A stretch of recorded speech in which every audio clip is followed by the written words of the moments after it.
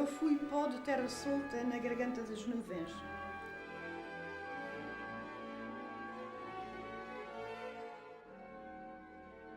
Eu fui pó de terra solta na garganta das nuvens.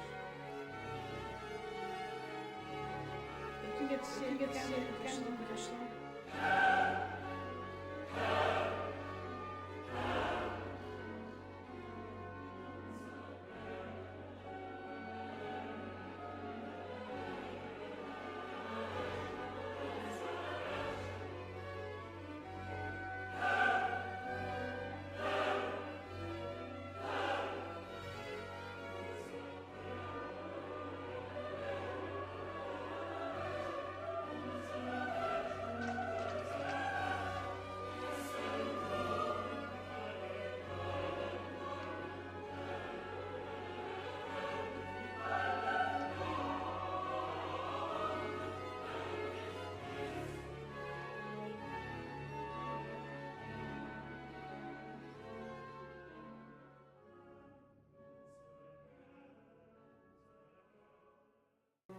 Uma mulher lutadora. Vulto de referência. Grande tempra. Era inteligente, arrojada, artista.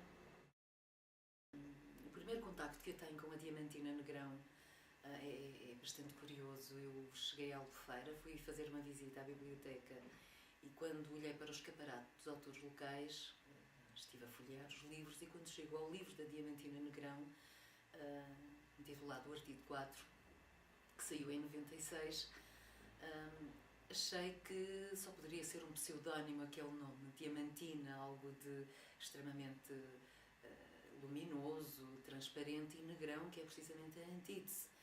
Desde sempre ouvia falar nela. Portanto, tinha aquela imagem dela e daquelas histórias todas que o povo sabia, comentava, não é?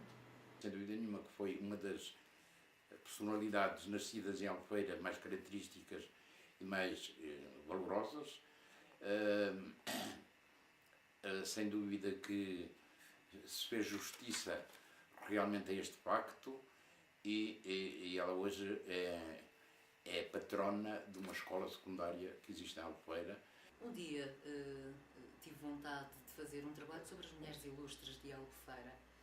Contactei um jornalista local, o diretor da Avezinha, o Herménio Aleluia Martins, que me diz bom, mulheres ilustres, citou-me algumas delas e falou-me da Diamantina Negrão. Não estava interessada, disse-lhe eu, porque quem adota um pseudónimo desses, portanto, não pode ser uma pessoa de ideias muito claras, muito simples.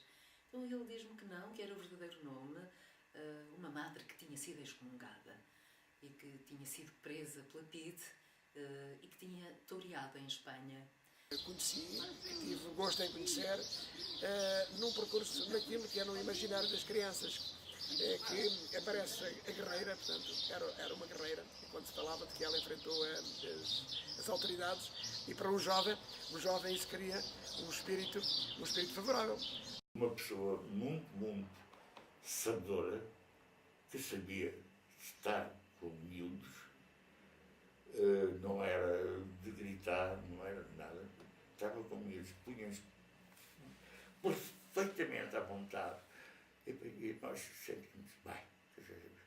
Era uma paz de espírito muito grande. De maneira que esta senhora tinha uma personalidade artística polifacetada, proteiforme, bastante grande e era muito corajosa e ao mesmo tempo vivia os seus momentos com uma intensidade, às vezes, que não é o habitual nas pessoas. E fiz uma peça que não, pelo menos foi essa a minha intenção, que não magoasse ninguém, mas que dissesse, que também não fizesse o elogio da Diamantina. Nós estamos a falar da Diamantina, não propriamente com um elogio, mas que pudesse dar uma ideia da vida da Diamantina, especialmente a vida conventual e depois até ao final da vida dela. Nessa peça surge com um conjunto de professores da Escola Diamantina Negrão, porque ninguém sabia quem era a senhora que dava o nome à escola. Também não sabia a razão porque se chamava Diamantina Negrão, não fazia a mínima ideia. Depois, quando a Dra. Luísa Monteiro surgiu, é que disse, mas deram um nome à escola, nós temos escrevi um livro sobre essa senhora e gostaria que realmente levassem a cena, e que assim foi. Portanto, iniciámos uma leitura que eu achei fabuloso. Na altura eu não pensava entrar, não imaginava mesmo, e andava com uma grande depressão. E os meus colegas disseram-me, tu é que és capaz de fazer a Diamantina Negrão. Não sou, de maneira nenhuma, não sou capaz. És capaz, tu encarnas bem a Diamantina Negrão. Eu considero a Diamantina Negrão uma pessoa que muito importante na vida cultural da Albufeira, porque foi a primeira pessoa que se interessou pela continuação dos estudos das crianças aqui da região. Todos os ensaios, durante os momentos de frenesim de apresentar aquele momento, porque eu tinha que fazer muitas personagens, eu fazia tanto de freira, eu fazia de toureira, eu fazia de mulher, eu fazia de velhinha, já velhinha, portanto, eu passei as fases todas da Diamantina Negrão e foram vividas com uma intensidade incrível. E eu esqueci-me de tudo. Tudo o que se passava à minha volta era esquecido, porque eu tinha que viver naquele momento a Diamantina Negrão. E eu era a Diamantina Negrão. Senti-me bem dentro dela.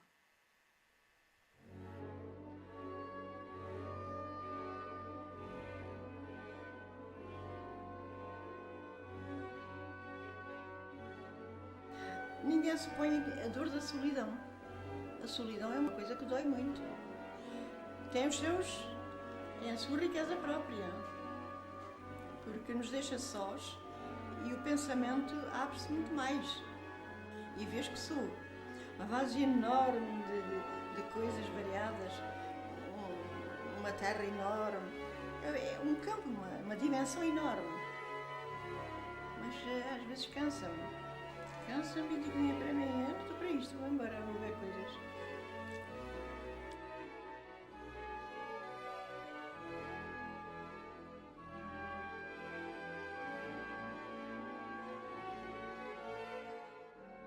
A Diamantina, portanto, nasceu em 1915, em Faro. Em novembro de 1915, em Faro. Logo a seguir vem para a Albufeira. Passava muito pouco tempo com o pai. Foi uma infância muito dolorosa porque ela tinha um grande apego ao pai. Com a mãe, acho que as personalidades não se coordenavam muito bem. Ela, ao longo da vida dela, sempre teve um problema que era em relação à mãe. O querer amar a mãe e não saber como amar a mãe. A mãe, segundo ela, era bastante ríspida, mas ao mesmo tempo foi aquela pessoa que a ensinou a ler e a escrever, e por isso foi alguém que lhe deu uma disciplina que lhe permitiu, de certa forma, poder moldar o pensamento. Quando eu tinha 5 anos, arranjou uma mesinha e uma cadeirinha. Senta-te naquela cadeira e escreve. Eu andava na escola aprendendo ainda o AEU, aos 5 anos. Mãezinha, o que é que eu faço? Risca, faz riscos. Não me deixava tirar dali. Eu tinha que fazer riscos. Ela foi engraçada, aquela minha mãe. Puxou pelo meu interior, puxou por mim. Minha mãe era muito viva e dava para outras coisas. A parte prática era toda para ela. A parte do sonho e do embalo da vida era para mim e para o meu pai. E ela não entendia isso, não ia até lá. À medida que o tempo vai crescendo e entra nesse período tão conturbado que é a adolescência do ser humano, ela, segundo informações que eu tenho, dedicava-se a alguma autotortura.